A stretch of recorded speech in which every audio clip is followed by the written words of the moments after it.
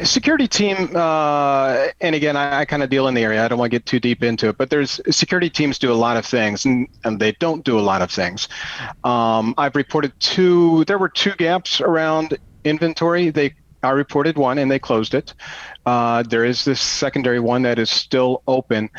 It's probably not the traditional role of the security team to know how to fix this second hole, but certainly I would hope within Peloton staff, someone does. And I'm deeply hoping that they have forwarded that to those individuals. It's more than just your output, more than a bike. When you hear your shout out, you know it's all right. Put on your magic pants and let's go. We're cruising into the power zone. Clip in, set yourself free. Come on and take a ride with me. You know what you need to know and what's it all about. Everything you need, it's on the clip out.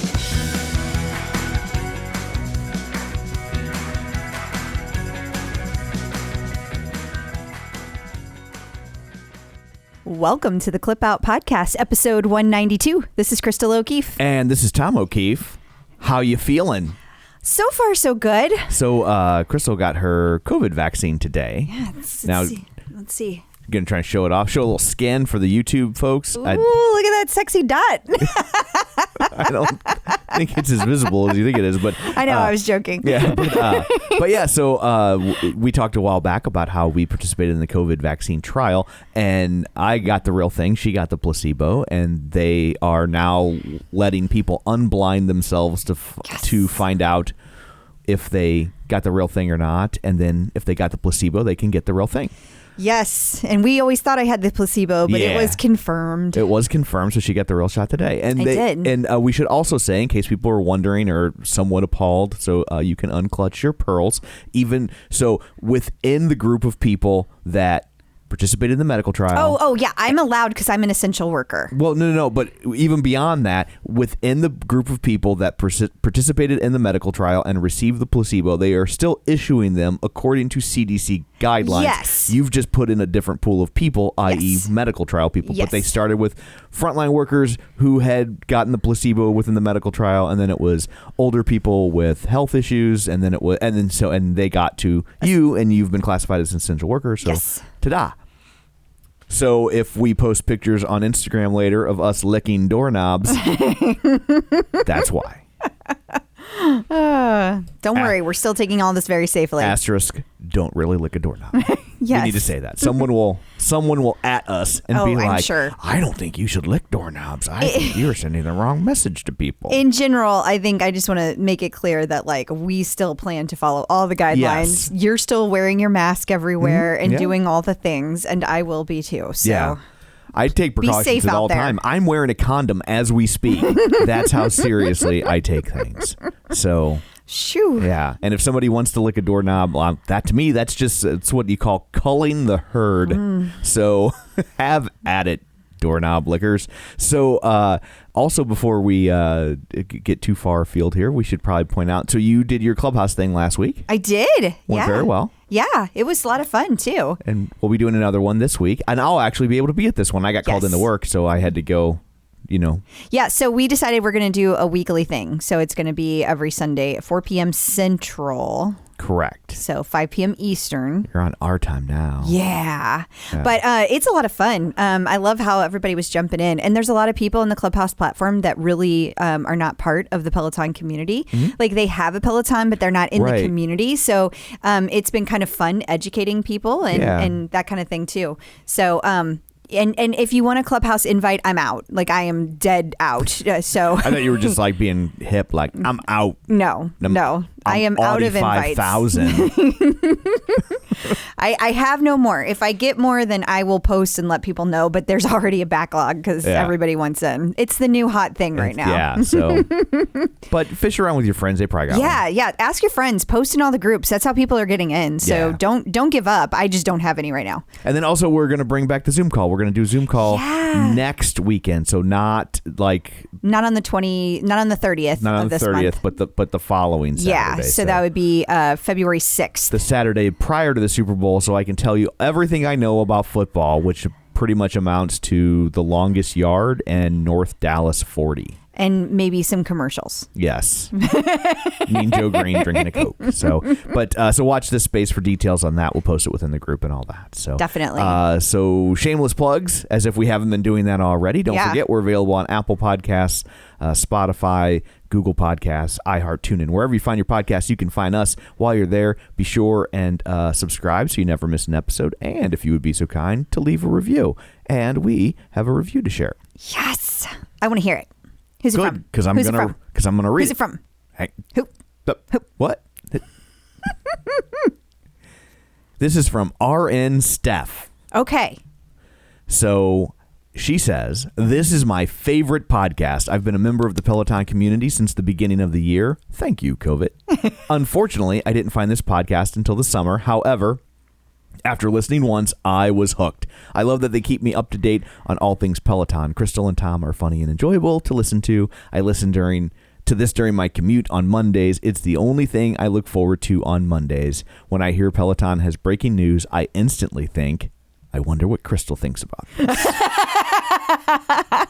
You can always message me stuff. And her and so her leaderboard name is Stephanie Swan if you want to track her down. Awesome. So, thank you for the kind yes, review. Thank you very much. Also, you can check out our Facebook page, facebook.com/theclipout. While you're there, like the page, join the group, and we have a YouTube channel where you can watch everything we're doing right now. You can see us do it as well as hear us do it. Could have seen my dot on my arm. Yes, you could have seen her sexy shoulder as she revealed her puncture mark. You can find that at youtube.com/theclipout. While you're there, be sure and subscribe to that as well, because sometimes we post other things on there. We do. And you don't got to wait for us to talk about them. They'll just you'll get a little tap on the shoulder, digitally speaking. And finally, the newsletter at theclipout.com. You can sign up for that and get all the show notes and links and pictures and things of that ilk sent directly to your inbox, so you don't have to go scrambling through the page looking for things from 4 or 5 days ago. By the way, did you see all the notes that we got when you sent out the newsletter this week? No, did I do something wrong? No, people really got a kick out of your email headline. I think it was the show title too. Yeah, I know, but people who don't necessarily listen every week and get the newsletter, they were like, what? It cracked me up. Thank you all for sending your notes in. Yes. I read them even though I didn't send out the newsletter. I don't realize when I have an impact. I just keep on chugging along. So anyway, there's all that. Let's dig in, shall we? Yes, we shall. Peloton stock ticker. So joining us today via the magic of ZoomTube from Run, Lift, and Live, it's John Mills. Hey, John, how's it going? Doing well. How's it going? You are pumped. You are. He's always Grandpa Shark shirt on. I love it. Now we're all going to have that song stuck in our head. Doo-doo-doo. That's all. That's all I'm going to do. We blame you. So I guess kicking things off with the world news from the world of finance, Peloton has announced their second quarter fiscal earnings call, release date, trailer, webcast. Dathon. It's going to be next Thursday. It's going to be February 4th, and it's always at 5 p.m. So, yes, it is 5 p.m. Eastern, so 4 p.m. Central. So, John, walk us through what you're expecting to see, because I loved your questions. I want to dig into this. Well, going back to the last 3 earnings calls, dating back to the May 2020 earnings call, they consistently ask about production, the manufacturing facilities. I mean, those are just common questions. Yeah. Because in the last 3, we've been in the heat of the pandemic. So they've been, the heat of demand. And so they've been struggling with that. So I gotta suspect that same theme will, reign supreme, I guess, the early questions in this call. You think you think they're gonna be a little more pointed? Maybe not so many softballs? Yeah, I think that they're going to ask about the manufacturing, and I think they're going to get a little more. I think they're going to be questions that you may not off the bat think they're related to, but they're going to have some tie back to manufacturing and service. Okay. Well, Well, that'll be fun to listen to. I'll have my detective hat on and my pencil taking notes. Like Nancy Drew. Yeah, I'll totally do that. And then what else are you expecting to happen? Do you have any like if you looked into your crystal ball, do you have any kind of things you're looking to see? The rower. Let that rower go. I'm tired of hearing about that rower. Hopeful that we hear something that's not just another play on what we're looking to do with regards to some of these things, but that there's something tangible, something new relative to it. I mean, and if it were me, I think I would want to, just from my own kind of moral perspective, I think I would want to say something tangible relative product and service and manufacturing. So I'm hopeful that we'll hear something a little more tangible. So we'll see. Okay. All right. And do you have any thoughts about what they might talk about with like the tread sales that have opened up in the UK? The fact that I'm curious to hear if this question comes up because in the Clubhouse meeting we had the other day, whenever Gina was there, I know you were there, Gina brought up that she actually went to the store and they told her, hey, we've got all the regular treads. They're sitting in a warehouse. Like they're here, but nobody can buy them till March 30th. So what up? And is somebody going to ask about that on the call? Maybe they're sitting in a warehouse because they just want to know. You know what I mean? Like maybe it's a comfort blanket. Well, but like maybe they have them in a warehouse, but maybe they've got 40% of what they anticipate in a warehouse. Oh, and maybe. They're letting them kind of stack up so they don't have this again. Maybe. That would be then they should probably tell their showrooms that instead of their showrooms telling everybody they're all here. Oh, that question is definitely coming up. The question about how it's been going in the UK and how is delivery going in the UK? What's the volume like in the UK? The demand, and have they been able to fulfill that demand? And then are you expecting to be able to fulfill the demand? The big question. As of March when the new treads drop. Of course, those questions are going to definitely get dropped. Okay, well, it's gonna be fun. I can't wait to see if I'm very curious to see how those questions line up with your predictions. I'm excited to see that. His track record's been pretty good so far. It has. Okay, so then was that all we wanted to cover with I think so. I was going to segue into an article you found on Forbes, Peloton's predicament, what to do when demand outstrips supply. Yeah, this article is kind of hilarious to me because it kind of talks to the things that we all kind of talk about. Mm-hmm. It's like supply chain management 101 type like conversation in this thing. It was more or less like someone just kind of taking the thoughts that everyone has and then throwing them into an article, and they knew we'd read it because everybody's thinking the same thing. Right. Yeah, that's kind of the Peloton's good clickbait right now. So. It is. Right. That's kind of how I read this thing. So, it's basically going, there's a little bit of an issue, and it would have been nice to be able to solve this just by better supply chain management. But if you can't do that, you probably should do one of these next list of things. Like communicate better, so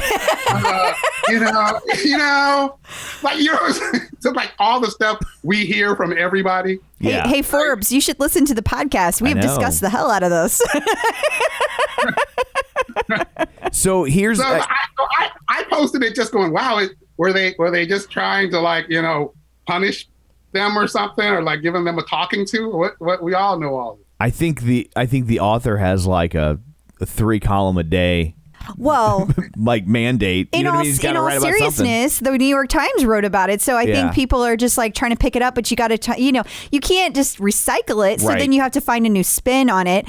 And at least I will give him this. At least it's stuff that like he came up with. Like he didn't go over there and just lift the New York Times article because we all know there's a lot of people that do that. So here's the thought I had as I was looking at this Forbes article. Very serious. No, I mean it's not. I mean I guess it is serious, but everybody's all kind of in a panic, right? About like, oh my God, they're missing their moment and they're going to lose all these customers. So, and I'm asking a question, and I sincerely mean this. I cannot think of an answer, but maybe someone else can. Name a product, name a company that had a product that was so popular, people couldn't get it, and then they went out of business because of it. It's not a thing. It's not a thing. Right. I mean, like, they still to this day make Cabbage Patch dolls. They still to this day make Tickle Me Elmos. They do. And here's the thing. There are people out there that like love Peloton and they're totally like hating on them because they think that it's like everybody wants to predict the future and they want to like be right about it. And so there's a lot of people that are predicting that this is really going to hurt Peloton. Now, I do think it's going to hurt their NPR. I do. I think there's going to be an impact on that, which is their rating. Their net promoter That's the one. Score or whatever the R stands for. But I don't see anything to indicate that it's going to hurt them financially. I mean, I really think that everyone says this is a good thing. Like if you have that many people wanting your product, they're willing to wait 12 weeks. Right. I mean, they might bitch, but they're willing to wait. Yeah. Then even on that, I even question whether or not, which is just so wrong, but I even question whether or not it's even going to impact their net promoter score. You do? Because aren't those surveys from customers? And if you don't have your bike yet, and I can't count those numbers in my results, do I have to count anything you say from a survey perspective? Okay, that's would those even be in the survey? Yeah, that's a good point. So like if you were so what you're saying is you're going to buy a Peloton and then you get so frustrated with it you decide not to buy a Peloton, then you don't fill out a survey, therefore You're not your a customer, feedback right. doesn't count. But, and even if you do complain, like I got to imagine that your response isn't a part of the NPS because I would assume those are all customers. It is a customer. You're absolutely right because they give it to you after you have the product because it's all about like, would you recommend Peloton to somebody else? And so you get it after you have your delivery. That's the whole point of it. Now, where you might see some negative people sneak in is if they're app users, right? They could be like, well, I have the app. And I don't know that they give app users. Yeah, I don't know what the line of demarcation is for what the net promoter people consider a customer, but potentially. Those are valid points. Yeah. Valid points. Right. So that makes me I'm curious about that, too. It may not even affect them there. And then in this article, what's interesting, and they point that out, they're like, normally opportunity is born out of crisis. In this scenario, in this scenario, they have a crisis is born out of opportunity. It's like the reverse. And so it begs the question, exactly what you're saying, Tom, in that scenario. Yeah. How much of a problem is, it's painful to a lot of people, but how much is it of a problem? Yeah, I mean, I keep thinking about, like, I see everything through the prism of concerts, right? Because I work in the concert industry. And all I can think is, boy, that Taylor Swift better watch out. She sold out 4 shows and people aren't going to like her anymore. Right? Like, I mean, that just... Like, no, you're right. Like, you're right. Nobody thinks like that, and so I just don't know. Like, yeah, some people like, and it would be true of Taylor Swift tickets, right? Like, I mean, when I've done concerts that have been like super fast sellouts, I mean, I get a lot of people yelling and bitching and saying it's not fair and rah, rah, rah, but they still like the band. They still buy a ticket to the next show. Like they just, and or even if they decide that they're never going to come to my venue again, they say that until a band they like shows up. I mean, you got to. As a venue, I mean, and I try not to have this as a mentality, but I also try to use it to comfort myself. You got to really make a concerted effort to get somebody to be like, I'm not going to go see a band I like because I hate your room. Okay, I just don't think long term it's going to be a significant impact. I was kind of thinking through everything. I think the only thing we didn't address that's still hanging out there that they can be judged on is their Better Business Bureau score. It sucks. Right. It's bad. But ultimately, you go to the Better Business Bureau, at least when I do, I go to the Better Business Bureau. The only metric I'm using is this a fraud? Right. Like, are they just flat out stealing my money? And I don't think anyone thinks Peloton is a fraud, that bikes don't actually exist, or there are people that think that. There's people saying that because they're whining. Yes. And I get the frustration, but Peloton is not defrauding you. It's just you don't know what words mean, and you're trying to use big ones to sound like you're going to threaten them, but they did not defraud you. There is a bike that will be there, and if there isn't, they'll give you your money back. So ergo, you can be upset, and you're entitled to be upset, but that is not fraud. I agree. Yeah. I agree. So, well, I read an article today in The Verge. Well, it was like a Peloton Bike Plus review that really kind of encapsulated it for me. Like the person who was doing the review was like, yeah, I got the bike and there's this, about, scheduling it I didn't like. And then people are having all these delays and there's all these problems. And at the very end of it, he goes, but I ain't never giving that bike back. These classes are awesome. Oh, I love this thing.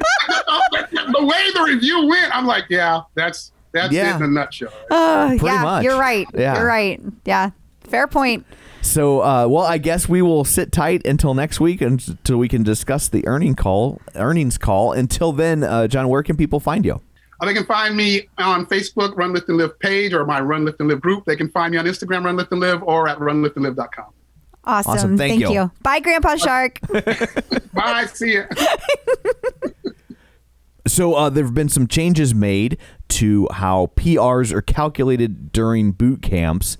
Do tell. Yes. So now, basically, the only sections that are calculated are when you're actually on the tread. So before, your entire PR went from the beginning of the boot camp to the end of the boot camp, and it would stop calculating. Like, it would stop counting, but while you were on the floor, doing the floor section. Because how does it know what you're doing? Well, you could be sitting there just eating bonbons. Exactly. No. That makes sense. But your PR still went over that whole time. Okay. And so now what they've done is take out those sections altogether. So your PR literally, like, the PR stops counting, not just your output stops going. Gotcha. Because before your output stopped, but the PR kept going. Okay. And now it's like only the PR is only encapsulating the portions that you're actually on the tread. So the periods of time, let me see if I get this, if I'm understanding this properly. The period of time when it can't measure you because you're off the machine, they were still like kind of calculating that into the total metric, which isn't fair because they have no way to gauge. Exactly. And it actually made your PR go down. Right. It was like penalizing you for taking a boot camp. Exactly. Gotcha. And so now you're only seeing the portions you're literally doing the run. So it's a much more accurate portion, like accurate representation of the time on the bike or on the tread. I guess it'd be on the bike too, actually. That seems like a fair adjustment. It does. I think it needed to happen. So I'm glad that it did. The Peloton blog this week had a nice post. It did. I'm really interested in you reading up on this one. It's how you can become more flexible. I was just interested in reading it. Did you see that cover? Oh, I was more just like, Chris is going to get more flexible. So this is an article that Dennis and Adrian both give their kind of thoughts on how you can use different kind of stretches to become flexible and how much that benefits your other workouts. So you may not think that you need to stretch after a bike ride, for example, but you do. And the reason is that it helps you be stronger next time, because if your hamstrings are all tight, your quadriceps are all tight, and your hip flexors and your everything is tight, what happens is they can kind of shrink up whenever you're on the bike and you're like, go, go, go, go. If you don't stretch out afterwards, then the next time you get on the bike, you're actually kind of keeping everything so tight, it didn't get to stretch out and use it to its full potential. Okay. Now you're only using a little bit less of the muscle, and that kind of happens every time. So they talk through all of that and give you the details on what kind of stretches are best for the bike and what kind of stretches are best for the tread. So it's a very good article, and I recommend everyone read it. Awesome. So maybe you should get more flexible, Tom. No, I'm good. Getting the psychological edge with Dr. Jenn. So joining us today, once again, via the magic of ZoomTube, is Dr. Jenn Mann, licensed marriage, family, and child therapist and sports psychology consultant. You may know her from VH1's Couples Therapy with Dr. Jenn or VH1's Family Therapy with Dr. Jenn, her long-running radio show, The Dr. Jenn Show. She's written 4 best-selling books, and she has an app called No More Diets, which can come in very handy for people. Yes. Welcome to the show once again, Dr. Jenn. Thank you so much. So our question this week, we talked last time about how we put this out on the Clip Out group. Yet another reason why you should join it if you haven't. Yes. And this is from Katie Norris, and we asked what struggles people are having that Dr. Jenn could help them with, and she says, "What isn't my struggle?" I love her already. Yeah. But mainly I struggle with not equating calorie burn with health or fitness. It's just so programmed in and reinforced on a lot of different platforms like my Apple Watch. I know that strength is very critical to health and fitness and weight loss. But if I don't see the calorie burn, I feel like I wasted my time. Help. And I think that this is something that a lot of people relate to, and it's very what I call diet mentality. And that kind of diet mentality is about kind of calorie focus, withholding things from yourself based on these kind of numbers and looking at your food in terms of good food and bad food, and I was good or I was bad. And that always gets you into trouble. And I think that it's very astute what she said about that she noticed it on her Apple Watch, and that kind of the sort of the influx of number information that we get in this day and age can really take us off track from what's important. And to me, what's important is health, longevity, that we're working out so we can get the benefits in terms of our bone density, in terms of our cardio benefits, in terms of our strength, in terms of our balance. As we age, we tend to lose balance. It helps us live a long time. And when we get really focused on the calories, it can become very self-defeating, and it can become very negative, especially if you're smaller, if you're shorter, if you weigh less, then you're going to get numbers that may be very discouraging. And why am I even doing this workout anyway? And who knows how accurate the numbers even are, especially when we're talking about like a strength workout, because it's not like the tread or the bike where you're really hooked up. They know the pedals, the strokes, the feet, all that sort of stuff. It's kind of a little more arbitrary and kind of less accurate. And what I would recommend for her is a few things. One is there's a different way of thinking about this. And some people call it mindful eating. Some people call it intuitive eating.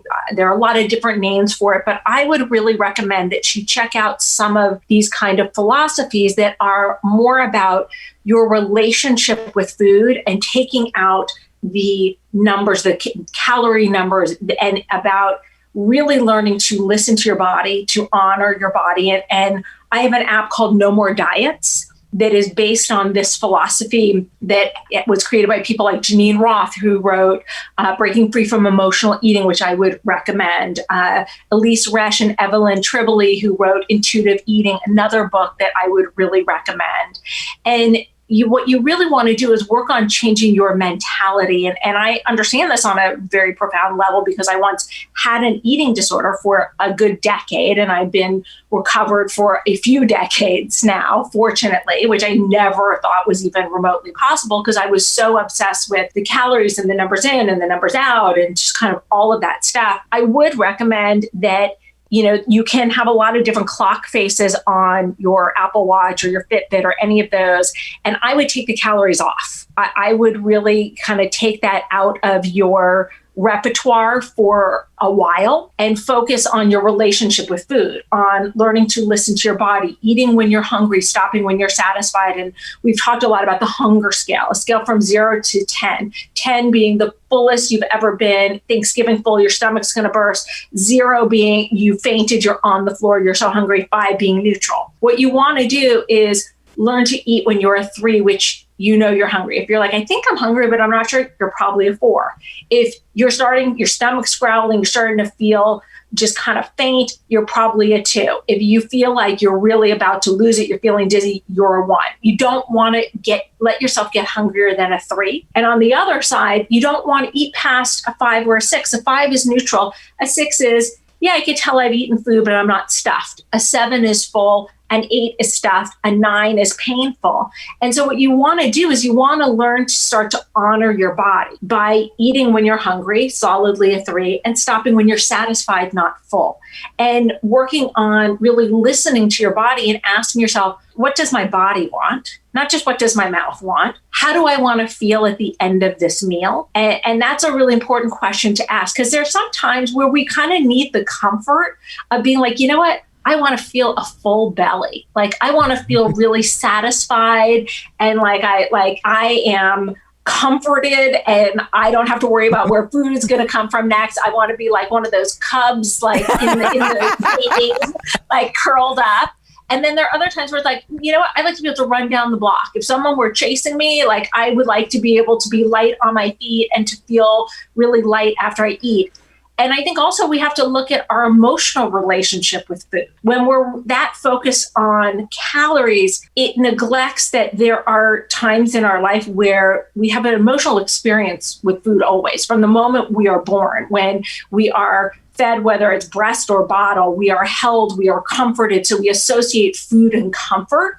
And so there are times where we need more calories, not necessarily even physically, but sometimes emotionally. And then there are days where we need less, and that it all kind of balances out when we truly listen to our body and we're really in tune. But that's a skill that one needs to learn. And that the more we're focused on the numbers take us away from ourselves. They take us away from honoring our bodies and trusting our bodies. And they kind of send us a message of, you can't be trusted. You got to look at these numbers. I've worked with a lot of people in recovery from full-blown eating disorders, or even what we call subclinical eating disorders. And I think that most women in particular, a lot more men now, but most women at some point have a subclinical eating disorder. And a lot of the instructors lately have been talking about their own experiences with eating disorders and body dysmorphia. Kendall has talked about it.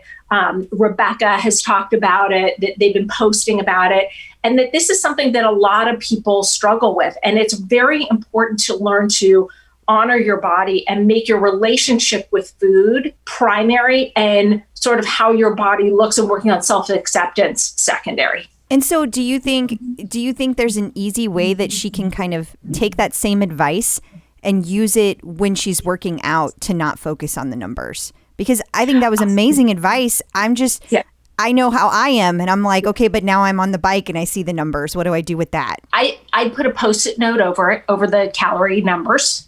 I think that it's too distracting. And if all of the numbers, like let's say that she's been doing it for so long that she cannot see the calories, but she sees the miles, she's going to be doing the calculation, just take the whole thing down. Okay. Or put a piece of paper over it and make a commitment for a period of time, 1 week, 1 month, whatever, to experiment with not having that up on the board as well as her watch, and kind of focusing on tuning into herself, and really to, before she gets on the bike, to ask herself the question, and calories cannot be the answer. What is my reason for working out right now? Very good. Yeah. And if calories can't be the answer, what is the reason you're working out? And to really focus on that during the workout. And I think that we live in a society that has really kind of taught us to kind of focus on the calories and the numbers, and especially right now with all the influx of information we get. But really what leads us to become lifetime exercisers, what makes us love exercise, what makes us live longer in the end, what makes it a positive experience, is our relationship with exercise and our bodies and all of that, as opposed to those numbers, because those numbers tend to only be used to beat ourselves up with. I've never had anyone use those numbers purely for just like self-love. Okay, yeah, that's a good point. You have to be pretty far along in your recovery and pretty highly developed to be able to just view them neutrally. And if you're there, then hey, more power to you. That's great. And it's very possible long into recovery, or if you're someone who this is just not an issue and it's just interesting information. Okay. That sounds like you said in the other episode about, Peloton, for you, it's unicorns and rainbows. Someone that looks at calories only as data, I think that's your unicorn. I don't think there's a lot of people that can do that. Yeah. So look, I am one of them, and I wouldn't have been, 20, 30 years ago had I not done the work on myself and had I not recovered from my eating disorder. Right. Yeah, makes sense. Yeah. Well, thank you so much for joining us. Before we go, remind everybody where they can find you. You can find me on social media at Dr. Jenn Man, 2 N's on Jen, 2 N's on Man. And I post everything, including my InStyle magazine column, although I haven't posted about it in a while, but I need to because it goes up every week. And you can find me on Instagram, Twitter, Facebook, Snapchat, the works. But I also post all of my Peloton workouts on my Insta stories for those that are Peloton freaks like me and are interested. Awesome. Thank you. Peloton in the news.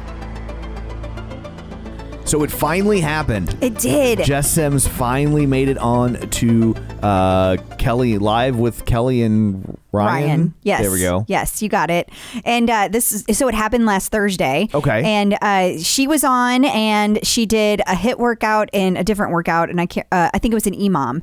And so she gave them a very good workout, which I mean, what she does. It's what she does. It's kind of the job. Yeah. So how cool is that she got to have her segment air? And it's so lovely to see our Peloton instructors be able to do it. It's just so cool. Like, Yeah. I just remember when we first started this podcast and they weren't out there doing this kind of thing. No, it was such a rarity, and now it's like all the time. Do you remember the either Today Show or Good Morning America segment that like was a huge deal and like a whole bunch of Peloton members got to John go? Mills was one of them, John right? Mills was Yeah. totally one of them, and Erica Mills was there, Yeah. and there were a whole bunch of people that we've interviewed that were up on that stage with the instructors. Like Right. it was and that was the first really big thing like that. Yeah, totally. Now it's happening all the time. All the time. So cool.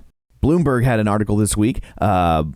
Peloton moves into breakaway mode to secure its sudden dominance. Yeah, and honestly, there's not a whole lot here that we don't know, but I loved this article because it talks about instructor compensation.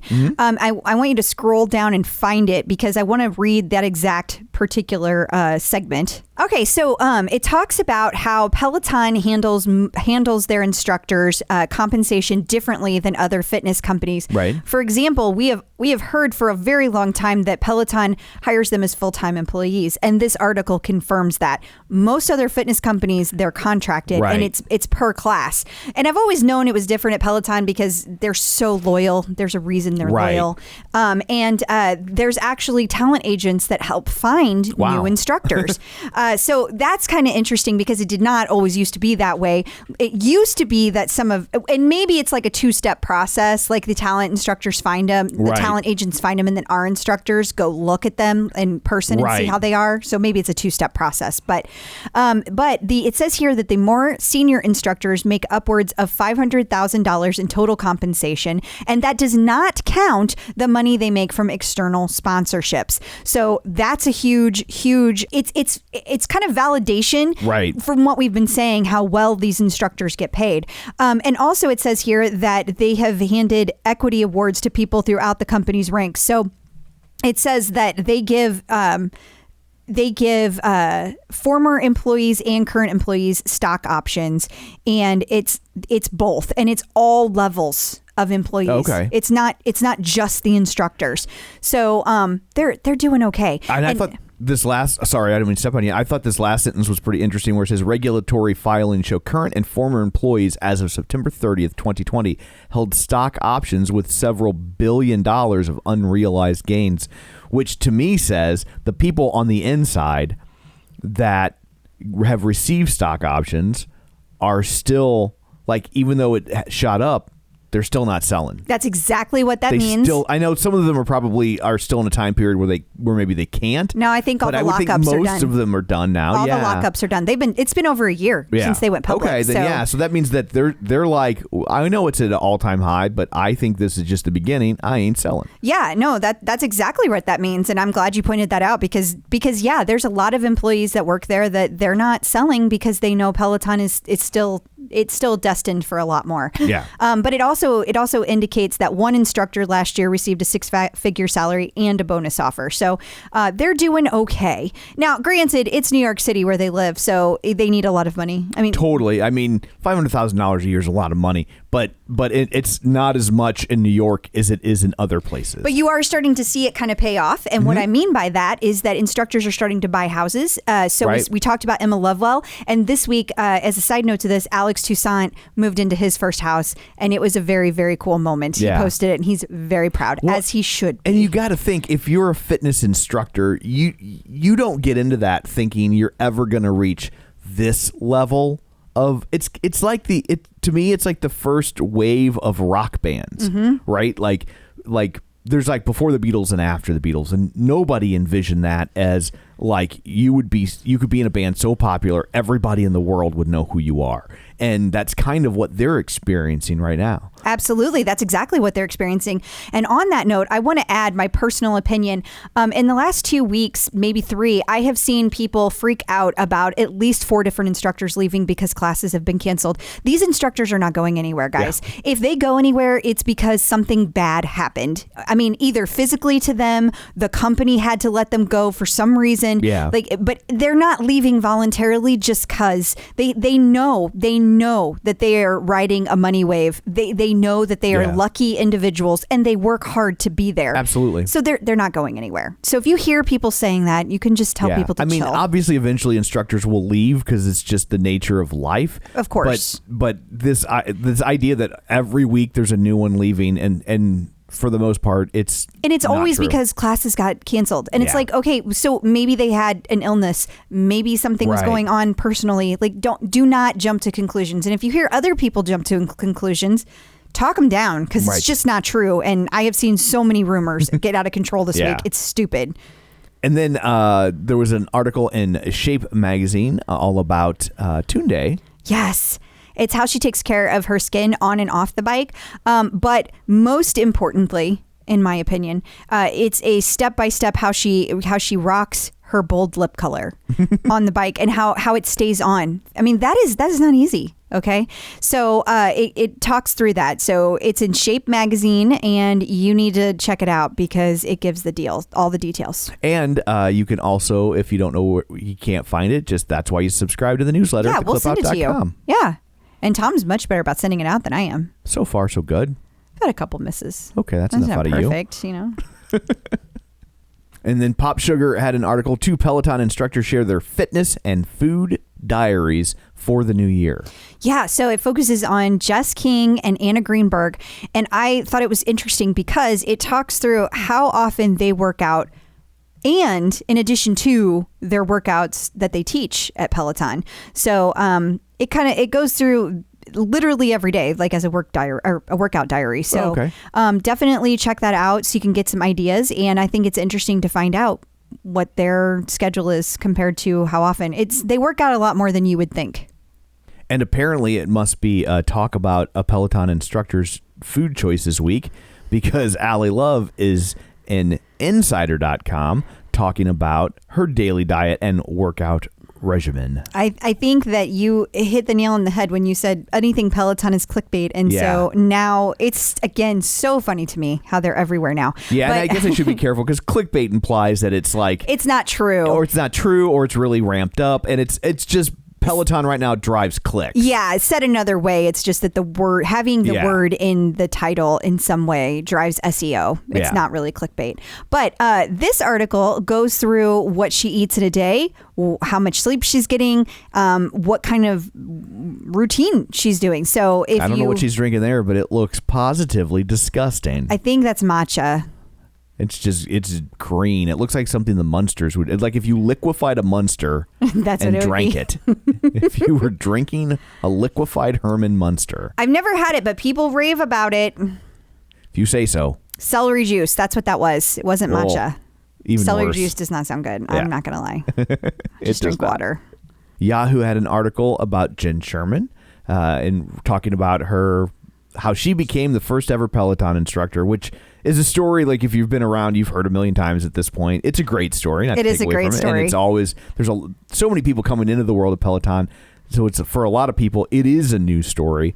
But if you don't know it, you can go to Yahoo or again sign up for our newsletter and it'll get sent to you. Not to mention you can just listen to her tell it herself because she was on the podcast. Yeah, I think episode 12. Yeah, it was right around that number, and she tells the entire story, and it's fabulous. And the email still exists that she sent to John Foley. It said, "Give me a job." She should print it out and frame it, hang it on her wall. Absolutely should. It has become a piece of Peloton history.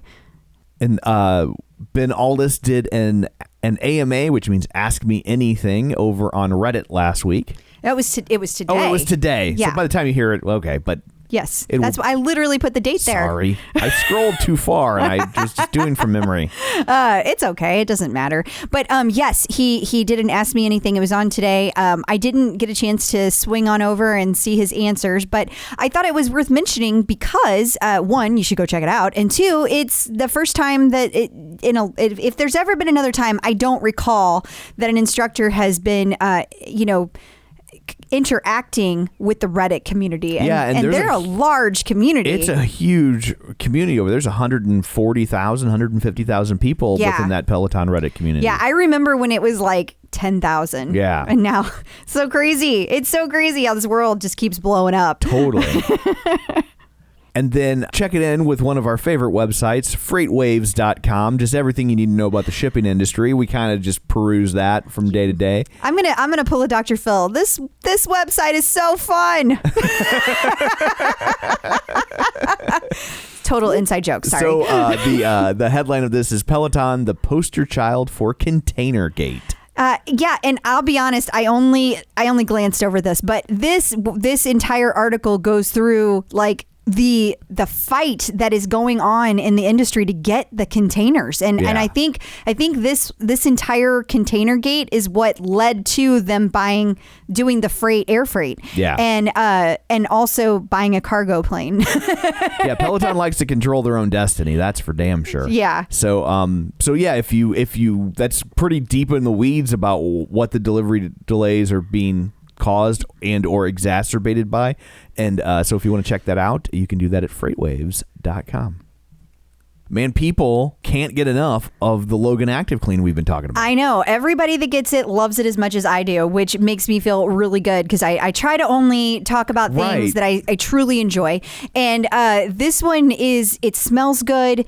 It's non-toxic. It's safe. You can use it there's 3 different products. One, you can use to like kind of freshen the air before and after your workouts. That's the air mist. Yes. I'm actually spraying the air mist right now. And then they also have one that is a yoga mat and equipment cleaner, which is by far my favorite because it's so versatile. So you can use it on your Peloton, you can use it on the screen, you can use it on the seat, you can use it on your Peloton tread, the screen, the actual That's what's so frame. great about this stuff. Like any of these machines, a Peloton, whether it's bike tread, your tonal, whatever, a mirror, if you're one of those people. There's so many different types of parts on these machines that you're like, what should I be cleaning it with? Right. And you should be using this because it has no alcohol. Yeah. And so you're just like, well, what I want to clean a screen with might not be what I want to clean the metal with versus the plastic versus the rubber and this you can just kind of go crazy with and you don't got to worry about it. And a lot of stuff you clean a screen with, it works okay at first. Right. But over time, it dulls the screen. It starts to dull the screen or because it has the alcohol in it. Right. So this one, no alcohol, non-toxic. Technically, you could drink it, but don't. And then the third product. The towel. The towel is the third. Well, no, there's another bottle. Hand sanitizer. Hand sanitizer. So it also does not have alcohol in it, and it has all of these things smell good. They all have a great scent to them, and they're nice sized bottles, so you can take them anywhere. And yes, the towels are amazing. Cannot say enough good things about these towels.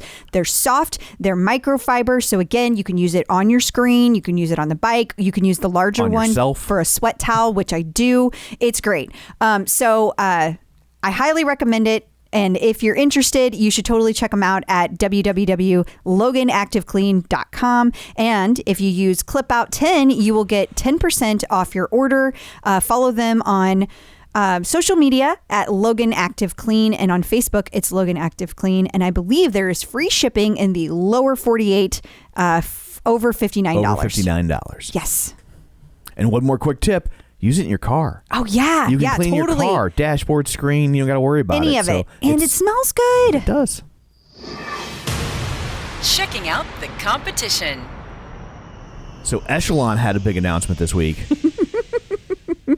They are partnering with Mario Lopez, a.k.a. Slater from Saved by the Bell. And dude, I love that show. And yeah, in all fairness, like we're not even trying to rip on Mario Lopez. Not at all. It's just because people love stuff like that. It's just funny, like when you see the level of stars that Peloton works with. There's level. Unfortunately, there's levels of stars in any industry. Sure, and yeah. So there's Beyonce, and then there's McCartney and Madonna. Yeah. And then and Shonda Rhimes. I mean, just huge names. And then Echelon's like big, like, we got Mario Lopez. Yeah. It's just kind of like, okay, that's nice. Well, it makes them happy. Yes. Although I've heard really good things about the new Saved by the Bell show. I want to check it out. Yeah, I totally loved Saved by the Bell when I was a kid. It's on Peacock, and the showrunner is, I think she used to be one of the main writers on 30 Rock, and they say it's actually pretty good. I don't doubt it. That sounds like a great showrunner. And then while we're torturing Crystal by talking about Echelon, we really are.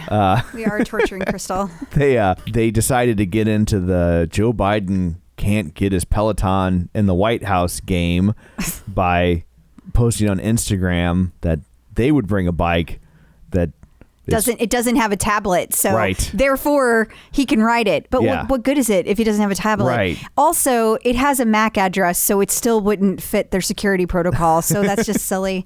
But if anybody is still worried he's not getting a Peloton, I just want to be very clear that he will get his Peloton bike. It will be fine. He's getting a Peloton. Yeah, it's fine. Don't you worry. You're pretty little head about it. I'm just like, Echelon. He's not going to change to Echelon. No. You don't go to Peloton and then go, I think I'll move to Echelon because it doesn't have a tablet. And then Apple Fitness announced they are doing an artist collaboration now. Yeah. And Jackie Sincata posted this in Run, Lift, and Live. And I wanted to have a picture of it specifically because I could care less that they have an artist series. And Dolly Parton's a good one. Dolly Parton is amazing. Yeah. Love Dolly Parton. But what really catches my eye about this is how much it looks exactly like a freaking Peloton ad. Yeah, I mean, it's from a graphic design standpoint. You really would have to stop and focus on the fact that they have. I totally did. I was like, they already did Dolly Parton. Yeah. Yeah, I had to do a double take on this, so I find that fascinating. That was my big takeaway from it. I mean, Apple has rights to so many music, so many large catalogs of music. It should not be difficult for them to get licensing for any of these. And they have all the money in the world. Right. So this is not shocking. No. It's a shame that it looks exactly like Peloton. Totally. I would like to see them do something a little different. It says a lot about Peloton. It says a lot of it says a lot about Apple when when you have to stoop to copying someone's work. That's just lazy. It is.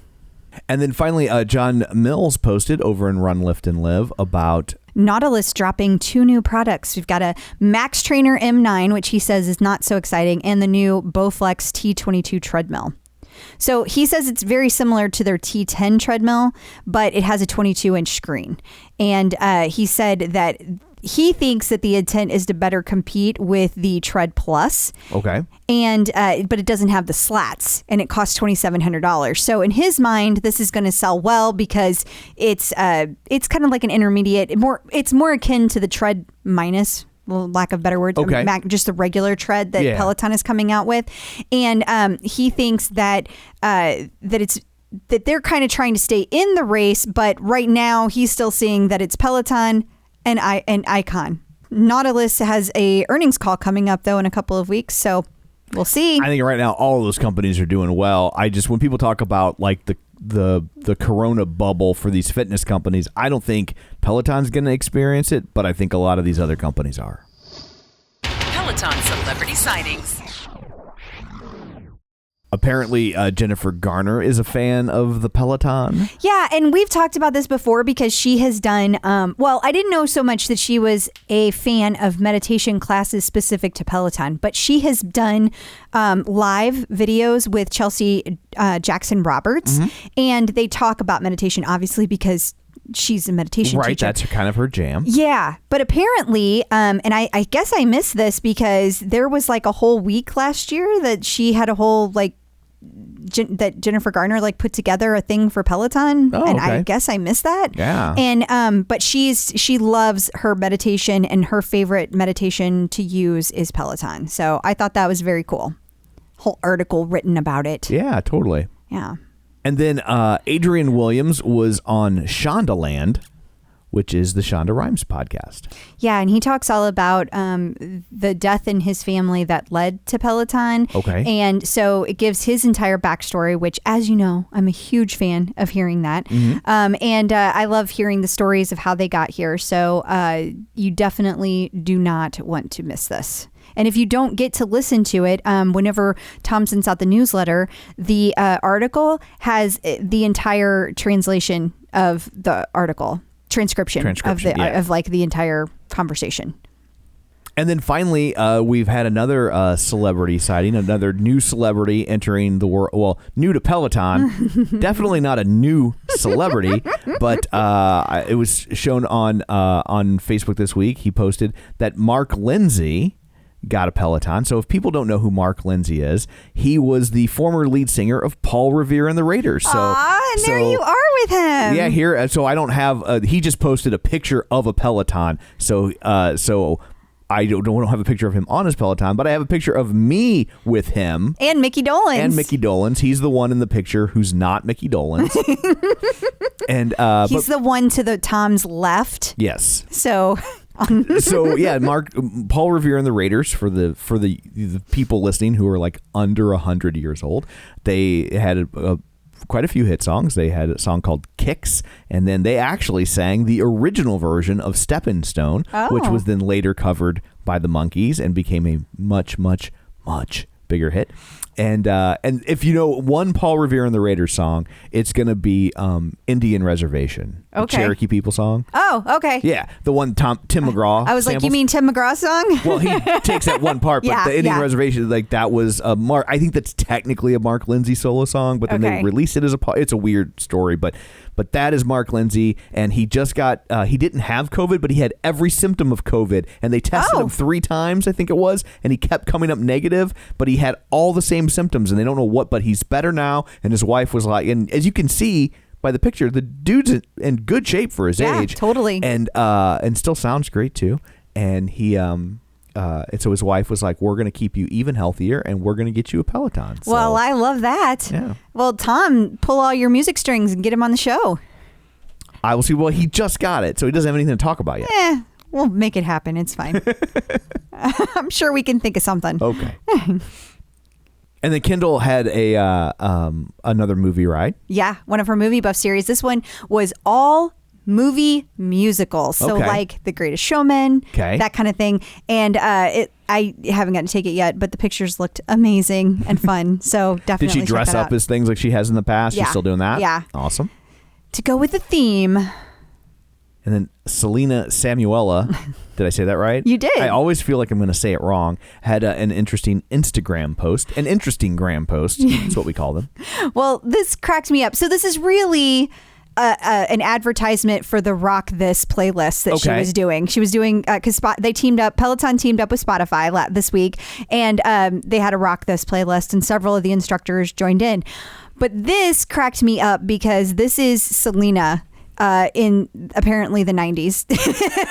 Trying to look like Courtney Love. Well, she was in a band. Like so that's why I felt this was interesting, because she's had a lot of different like stages in her life, and this was her music stage. Okay. And so it's very 90s, and this was her in her band. Like, gotcha. She was Do we know what the name of the band was?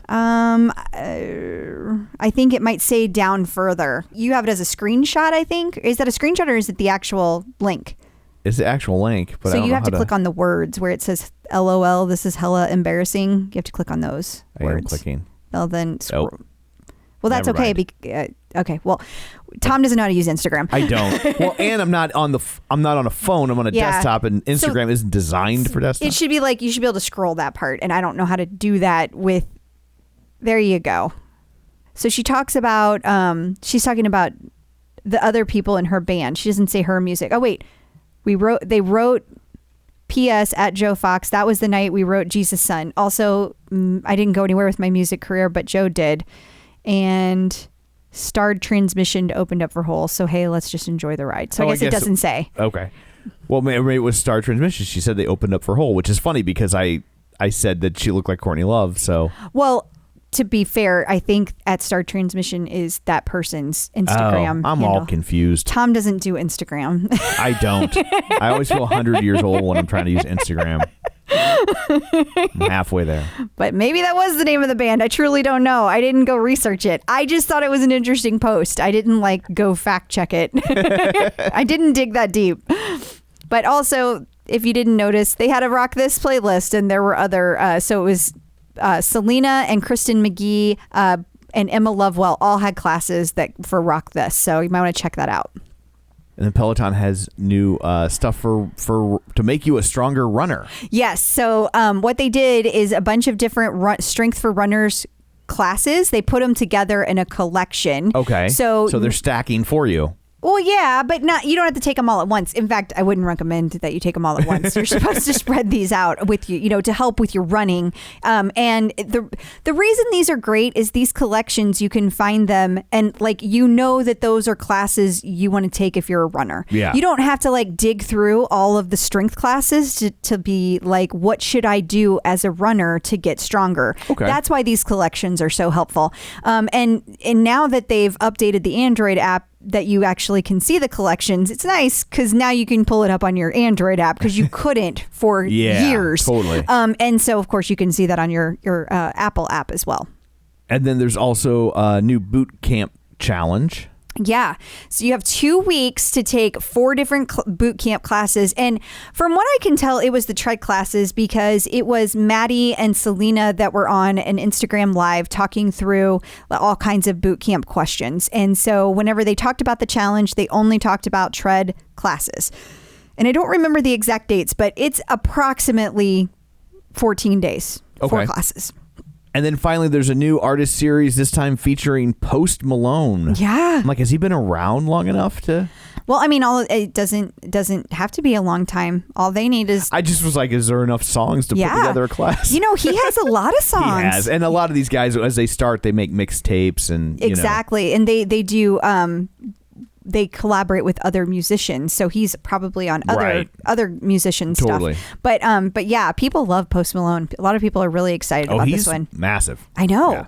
And I this is one of those artists that when I hear a song by him, I like it, and then later somebody will be like, "That was Post Malone." I'm like, "Oh, okay. I don't listen to the radio anymore, so I don't see the artist with the name that often, but I almost always like his music. I don't think I like it enough to be like, woo, Post Malone, but again, as we've already talked about, that's a good thing. I shouldn't be loving every single artist collaboration or they're doing something wrong. Precisely.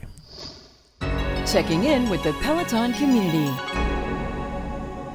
So joining us today via the magic of ZoomTube is Bob Treemore. Sometimes I jokingly say, if that's your real name, but it's not. It's not. So happy holidays, everybody. You've robbed me of that joke. Call you Rob Treemore. So we've referenced some of your tweets and digital digging in the past. You're pretty good at getting into the background and yeah, we don't even know what to call it because we don't know what hacking. it is. Yeah, you're not hacking something, but I don't. Let's call it deep data analysis. There we go. We'll leave it at that. Okay, Yeah. I like that. Is that the politically correct term for it?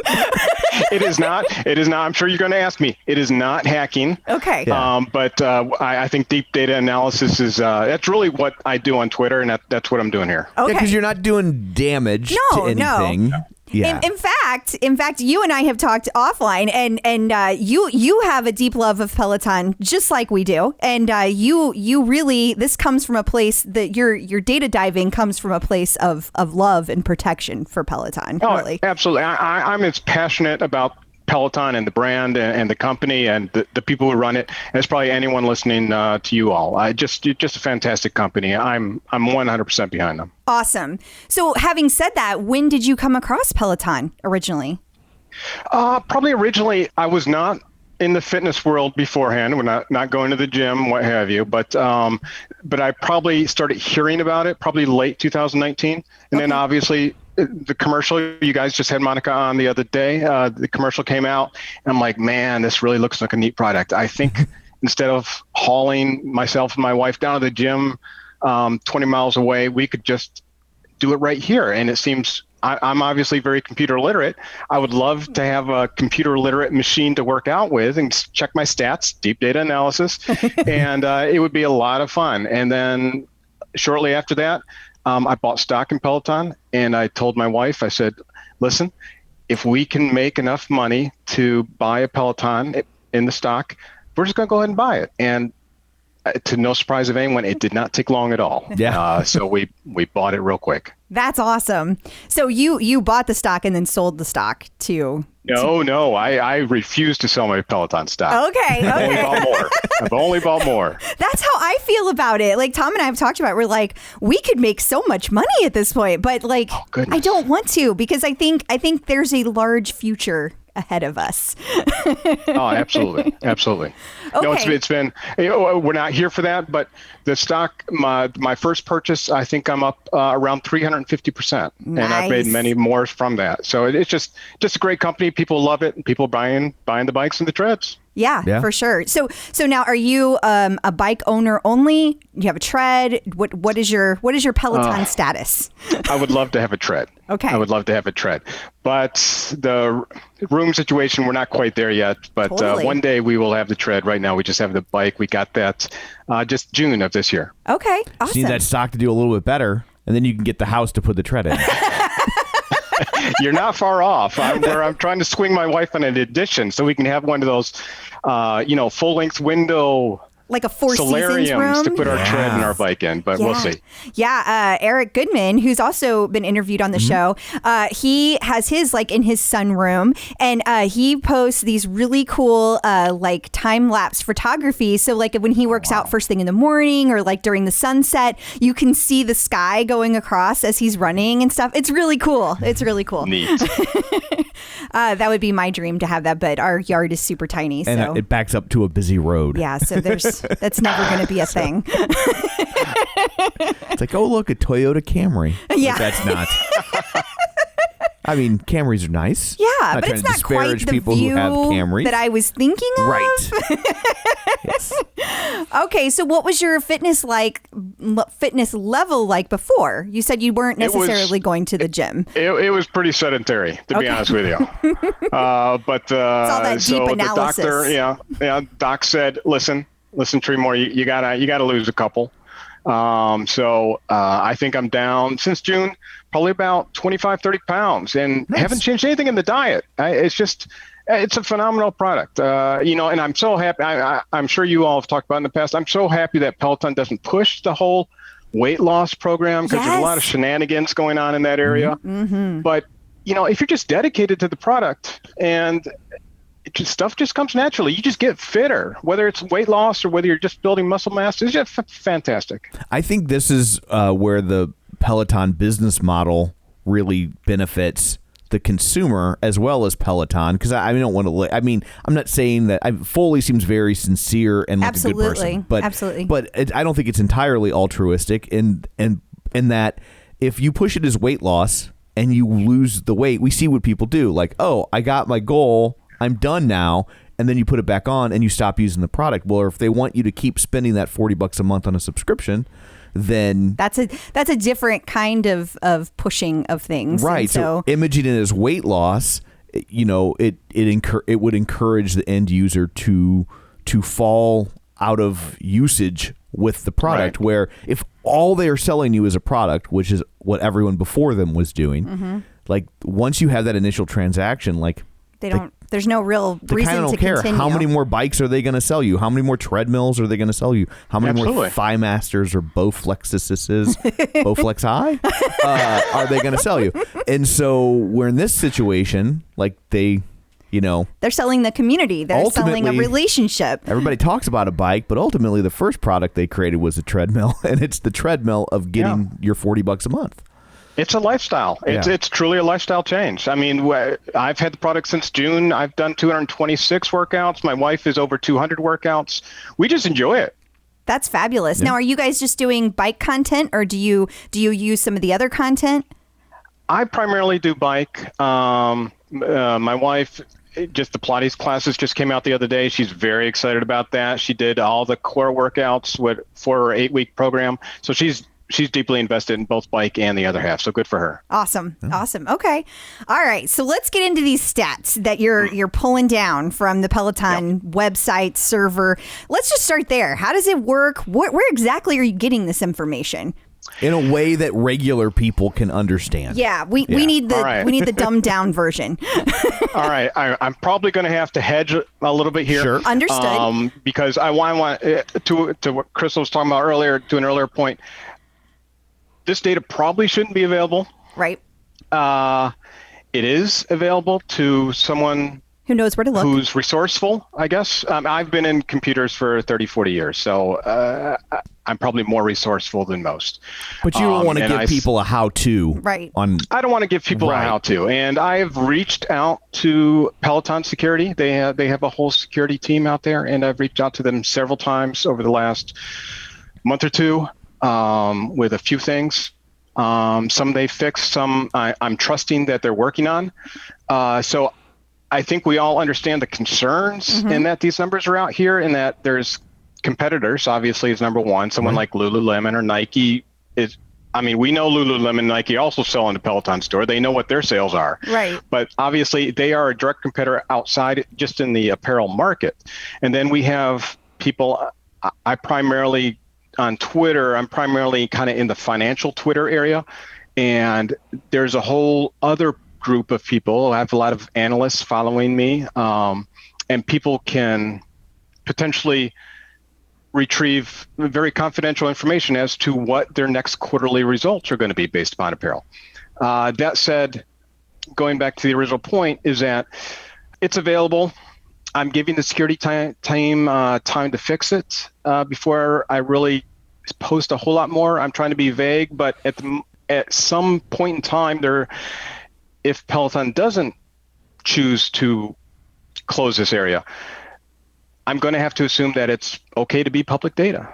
And I'd be happy to post as much information as I have. But right now I have full access to their inventory levels across everything in the apparel area. Don't have access to anything in bikes. And we know that there's also that accessory area with yoga mats and dumbbells and things like that. I do not have access to that area, but everything in the apparel section, accessories, clothing, that's all completely available right now. Okay. I just have a Sure. Is that something that you see a lot on other retail type sites, or have you ever even looked? I've looked somewhat. I'm actually, my day job is actually in omni-channel logistics.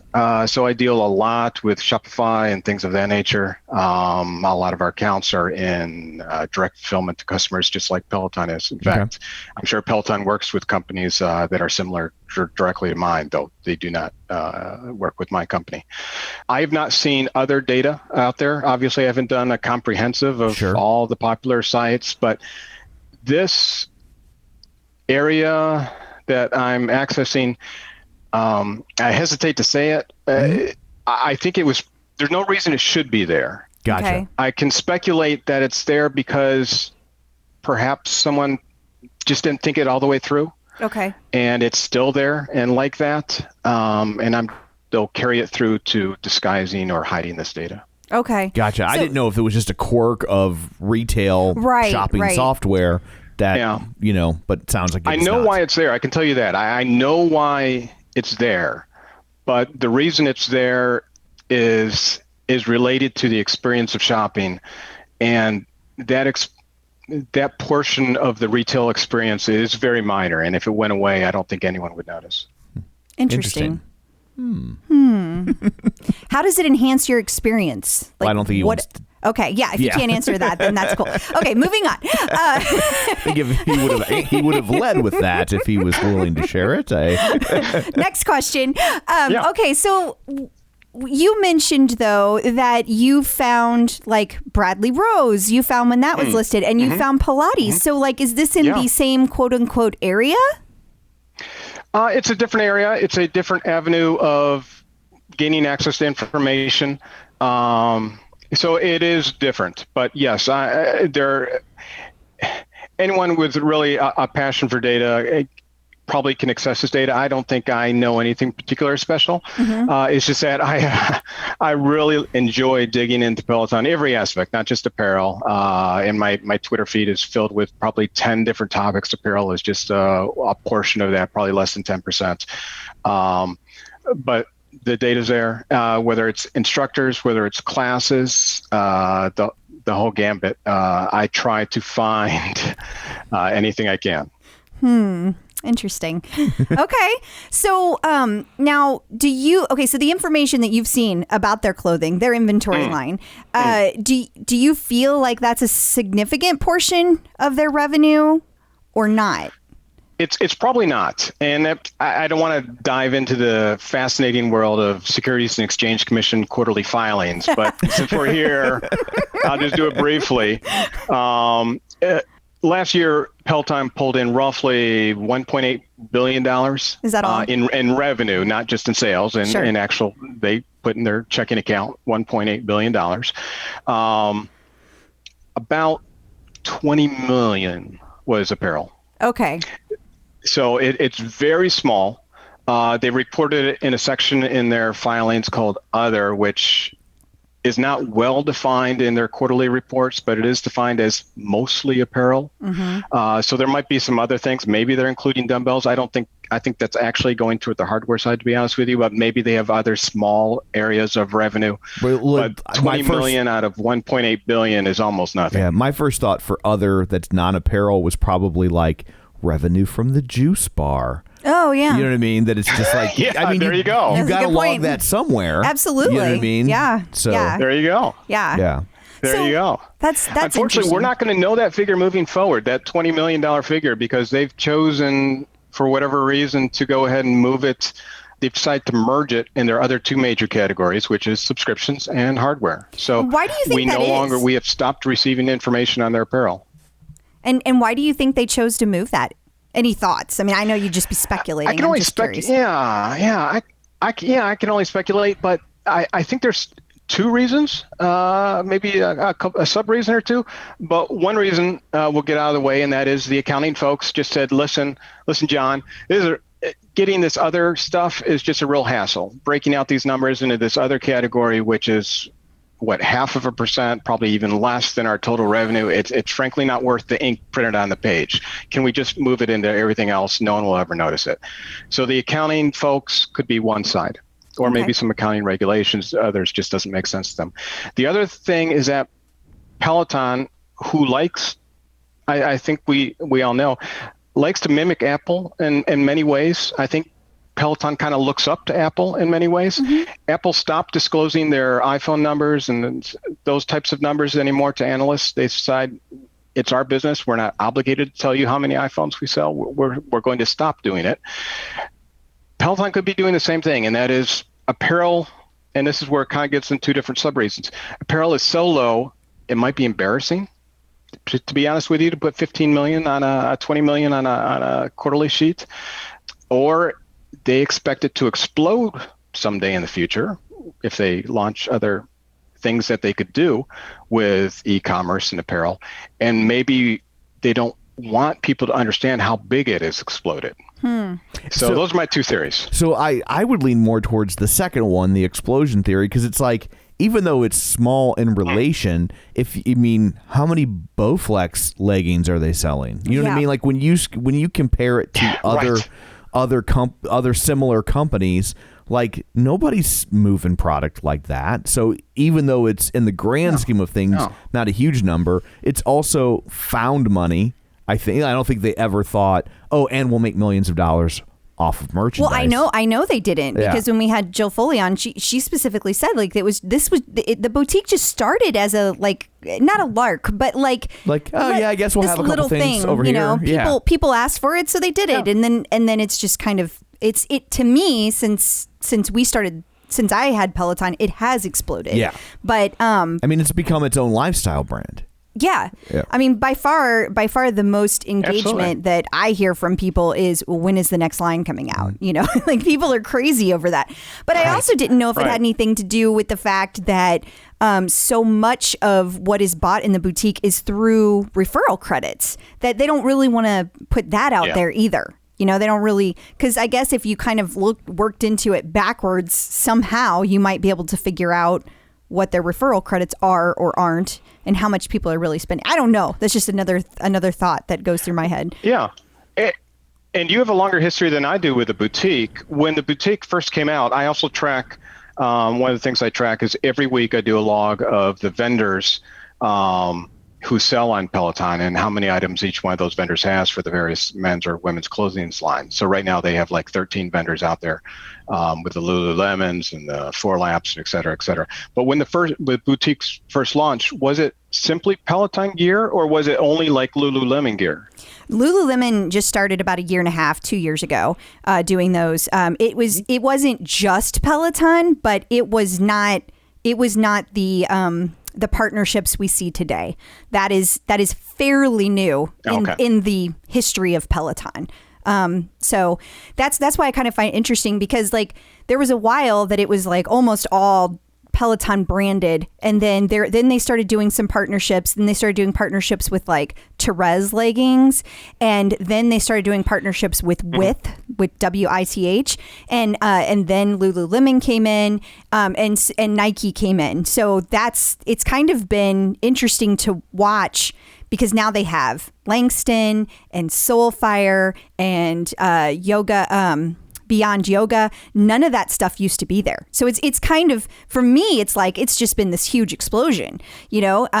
But I guess if you've, you know, from your point of view, I totally get what you're saying. If you've only been watching it for 1.5 years, it doesn't seem like that crazy. but watching when it's like, it used to be that when you went to a sale, like they always did this giant sale at HRI, and when you went to that sale, you used to be able to go in and get everything you wanted from the year and get mega percentages off. Yeah, pennies on the dollar. And now this last year we had no sale, but even it's the inventory isn't there. It's selling out so fast. And I don't know if that's on purpose. I don't know if like they like to keep it small, if there's a reason for that, to keep it exclusive. There's like a million reasons I can think of, but it's always been fascinating to me to watch. Yeah.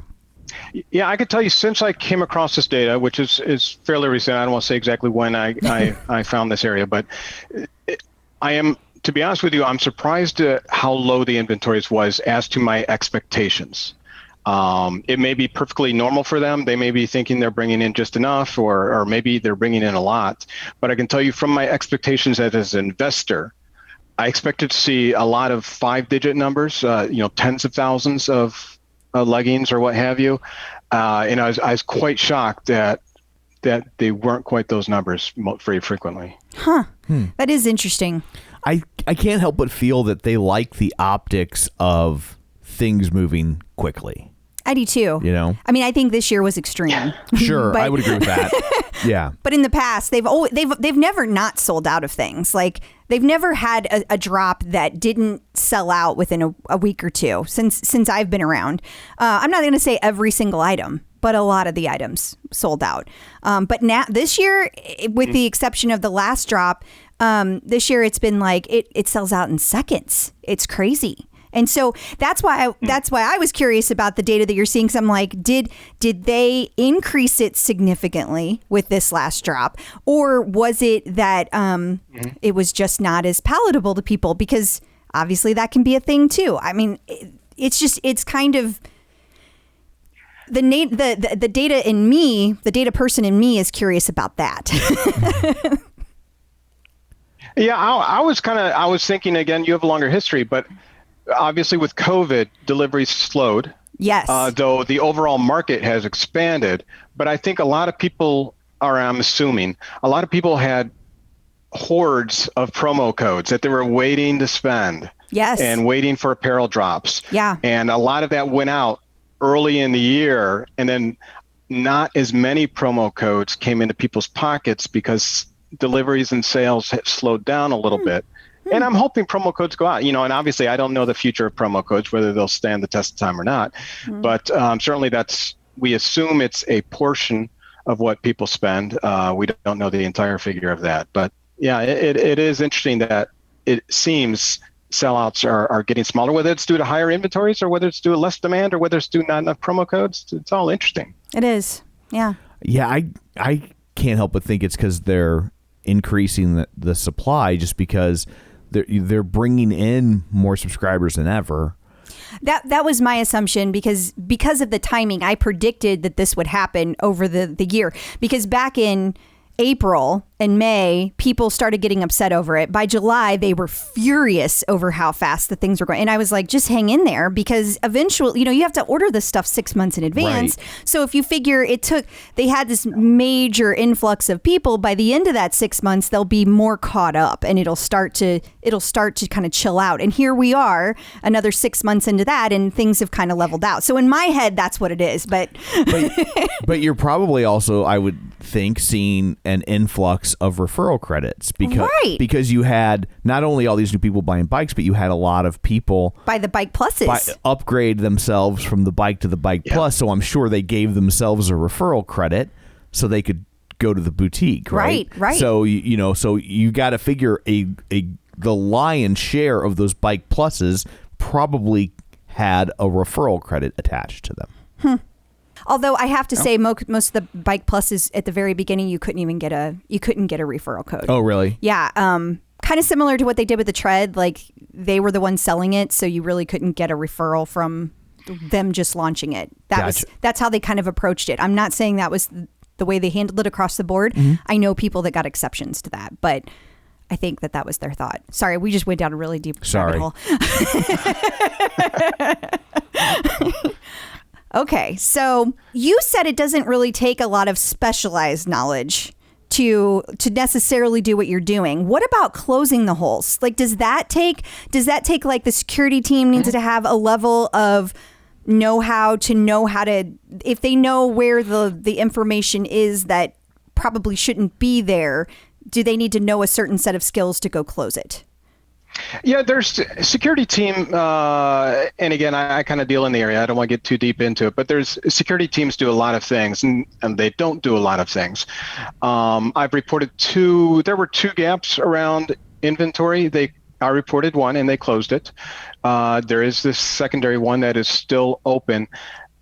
It's probably not the traditional role of the security team to know how to fix this second hole, but certainly I would hope within Peloton staff, someone does. And I'm deeply hoping that they have forwarded that to those individuals.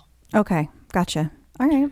So other than what you discussed about that kind of data gap, make something better about the consumer experience, is there any other potential benefit as to why they would leave that available? I really can't see any other benefit to it. I don't. It benefits. I think there's probably other ways to replicate the consumer experience that this data is attempting to do or is doing right now. Other than that, again, I'm a big Peloton fan, but I think it was just overlooked and perhaps just not enough time spent rolling out this area that I'm looking at. And someone probably should have raised a flag and said, it's probably not appropriate to have our inventory accessible to anyone. I could see that being the case just because they've grown so fast. Right. And we've talked to several different people at different levels. And as they've grown, they've always kept it very lean. Like, that's always been their background of like, keep our workforce lean. So I think that's gotten better as they've grown, but especially in the early years, people were doing 8 different jobs because they were lean. And so I think that what you're saying as a theory makes a lot of sense, that it might have gotten overlooked just because there were so many other things happening as they grew that wasn't necessarily something anybody thought about digging deeply into. Yeah. So in all your... and as it's not a huge revenue generator, Yeah. So in all the digging that you've done, has there been any other weird, funny, quirky thing that you've stumbled upon that isn't necessarily like some crazy data breach, but it's just like, well, that's funny or that's fascinating? There are some on the instructor side. There's some probably photos that not everyone has seen. Some of those are, I wouldn't say humorous, but they're certainly interesting. We also have full access, and this is again a different area, and I think there are other people who have fallen, who know about this area I'm talking about, not inventory, but the other areas, is that we have a full instructor listing from day one. We know that, or at least I can conjecture that apparently one of their very first instructors was Mariah Carey. What? It is actually right there, along with Alex and Christine and Leanne, is Mariah Carey. I don't think Mariah Carey, correct me if I'm wrong. She has never done a class. That's never been a thing. I wonder if that was like them just creating dummy she pages. She was probably one of their very first. Yeah, when they were setting it up, they were like, "Who can I put in here?" And someone said, "Put Mariah Carey in there," and they did. Mariah Carey is still. It's still there. That's funny. Is there an instructor named Ted on the list? Would you like me to look? I would. There's a long-standing joke in the community about Ted because one of the very first commercials that was a Peloton commercial on actual TV, which back in the day was mind-blowing. Yeah. There was like on the leaderboard, it showed Ted as an instructor. And everyone was like, who is Ted? Like, who is this guy? Ted Carey. Yeah, it's Mariah's husband. Well, let's see here. Ted is I want to be like, share your screen. There is. What? I can't remember his last name. Did you say that this person's last name? I don't remember what it was. It used to say, I want to say it was like Ted A or something, but I really can't remember. You can say it though. And this, I haven't gone through the entire area that I'm looking at, but this might be a legitimate person. So I apologize if this is, or a former instructor, because we have access to all their former and current instructors, about 150 on total. Ted King. Interesting. This person looks kind of legitimate. Okay. So this might have been, and I'll cycle through and see if there's any other Teds, but certainly Ted King is there. Says he was a Garmin instructor. Interesting. Well, sure enough, I don't know if it's the same guy, but there is a Ted King on a retired Instagram. American professional road racing cyclist who last rode for UCI Pro Team Cannondale Garmin. Well, there you go. I'm pretty sure that was a thing. Yeah. You've answered a question. A long-standing mystery. Yeah. That's funny. That's really funny. And I think we know, and I think it's already been discussed. I know I put it on Twitter as soon as I discovered it, and I think it has moved other places as well. We have Fernandez. I think that's now somewhat common knowledge that she's at least being entertained or at least being discussed. And then there's Goran as well, who's... I haven't heard that one yet. Yes, Goran Yernek. Okay. He's also in there, and he has the same fingerprints that Cliff had when he was hired. So his profile before he was announced, Cliff profile looked like a certain way. Mm-hmm. And there are 3 other people's profiles who look the same way, and that is Peloton has done a little bit of cleaning. I've archived all this data, so I have it before they did some cleaning, whether it's because of me or who knows why, but they did a little bit of cleaning. But there's Bradley Rose. Mm-hmm. There's I believe it's Mariana Fernandez. Okay. And then there is Goran Yornek, and they all have the same fingerprint that Cliff had before he was officially elevated. What does that mean? I'm sorry, I don't know what you mean by that. I think he means like digital fingerprint. So, yeah, before Peloton announces it to the world, I have a feeling they already know. They probably hired this person, 30, 60, 90 days ago? At least, because it's like 6 months of training. And so, yeah. So the paperwork went down and down and down and down to the person who ran the Peloton members website. And they said, okay, well, we've got Cliff. He's going to be hired. And that person probably very innocently said, okay, well, let me input him into the database, for lack of a better word. Just to have it ready to go. And I'm just going to put some test data here. I'm just going to do put some default values. But they do put his name. They put Cliff Davis. Everything else is empty. You know, the little profile we had on Cliff, Cliff was an instructor. He's an instructor in Germany. He came from this background. He came from that background. That's all null. That's all has no data whatsoever. Okay. And his first, and then there's some other areas. So all this his name is there. These other areas are defaulted. There's a few other key items that I'll use the word again, fingerprinted, that they look very unique. And right now we have 3 people who look very unique, just like Cliff did before before the database person said, all right, let me fully enter his data. And that is Bradley Fernandez and Goran Yernick. Interesting. I feel like Mariana might be the person who's going to do the Spanish language classes, because we've been talking about that for quite a while, that we anticipate those coming. And so that makes a lot of sense. Yeah. And then is it looking like Bradley and the other guy are going to be in the UK? Can you tell? That's tough to say. I can tell, again, what the initial data person, what they entered as their discipline. We knew Mela, she was yoga, and Cliff was cycling. Brad is listed as cycling. Goran is listed as, I'm hoping I'm saying his name. I apologize if I'm mispronouncing his name. Goran is listed as cycling. So that is the initial entry for the people that we have. Whether take it for what it's worth, a data entry person, hopefully, they're queuing it right. But I don't have the nation from which they'll be broadcasting from. Okay. Gotcha. And then I guess we should ask, because I would think someone will probably want to know, none of this affects user data, right? Oh, good question. Zero. Okay. Zero. There's CPI, or the confidential personal information. All that data is locked up in a vault. No one can get to that data. Oh, good. Cool. Because when we're talking about all this, I was just thinking, like, people might be wondering, and I was pretty sure that was the answer, but I'm like, people are probably wondering, like, wait. They've got my credit card information. They've got my, do I need to be concerned? And it sounds like, at least with your level of skills, everything's okay. And they seem pretty high level. It's nice to have these early insights into instructors and classes, and I post them as soon as I find them.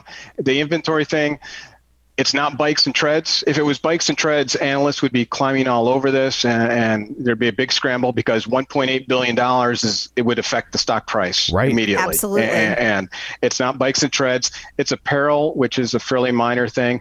So in the scheme of things, we've got some fun stuff on the rumor side that they could ask that data clerk to stop entering, as maybe enter it the day of, or maybe the day before, instead of months in advance.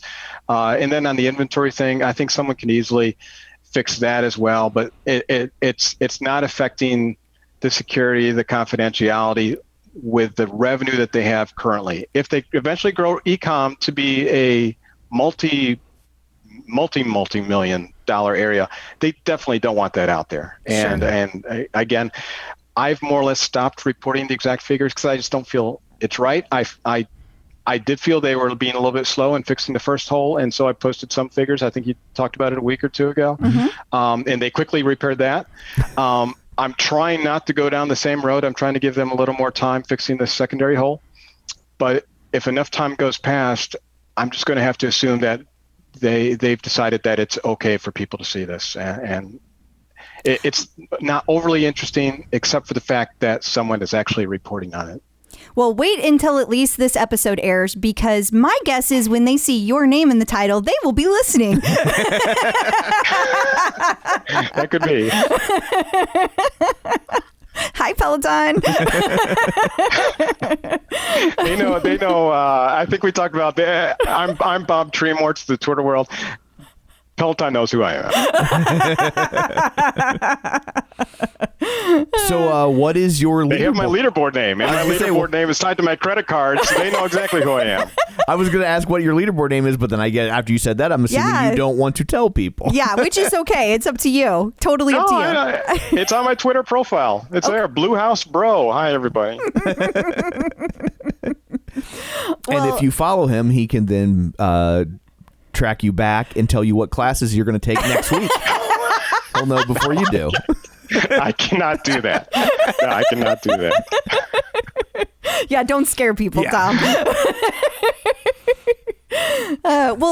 Thank you for being such a good sport and talking through this with us. I really appreciate you taking the time and answering all of my curiosity, because I have a lot. Yes. It's a thrill to be here. I appreciate you guys inviting me on. It was a lot of fun. Thank you. We data mined the data miner. We did. The minor becomes the miney. Or mind. I know. I think that's probably better. Yeah. Your way sounds too much like Heine. Okay, that's fair. That's weird. Well, thank you so much for taking time out of your day to join us. This was a lot of fun. It was. Well, I guess that brings this episode to an end. What, pray tell, do you have in store for people next week? Next week, we are going to talk to Cindy Leonard, and you're going to hear a weight loss story that is absolutely inspirational. Awesome. Well, before... I just want to add. Oh, yes? Her post that she did, her before and after on Facebook, had like 17,000 likes. Yikes. Yeah. It was amazing. Awesome. Amazing transformation. Well, until then, where can people find you? People can find me on Facebook at facebook.com/CrystalDO'Keefe. They can find me on Instagram, Twitter, The Bike, and The Tread at ClipOutCrystal. And you can find me on Twitter at Roger Kubert or on Facebook at facebook.com/Tom O'Keefe. You can find the show online, facebook.com/theclipout. While you're there, like the page, join the group, and of course, don't forget to sign up for our newsletter at theclipout.com. So that's it for this one. Thanks for tuning in, and until next time, keep pedaling and running. Clip in, set yourself free.